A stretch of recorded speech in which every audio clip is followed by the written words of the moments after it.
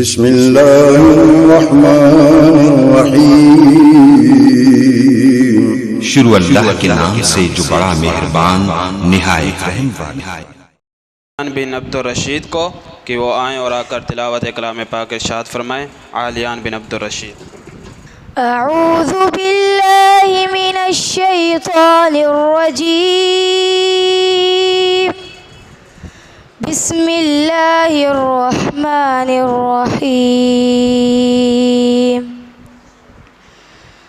ويقولون متى هذا الوعد إن كنتم صادقين قل إنما العلم عند الله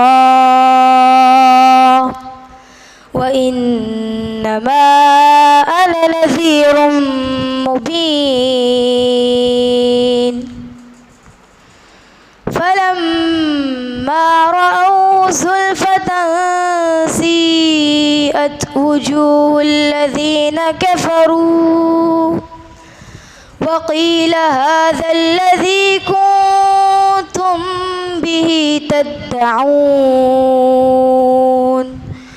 قل أرأيتم إن أهلكني الله ومن معي أو رحمنا فمن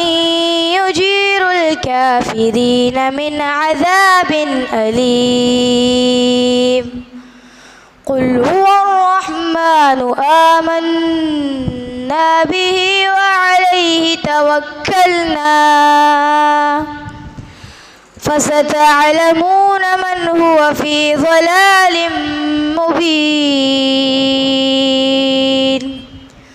قل أرأيتم إن أصبح ماؤكم غورا فمن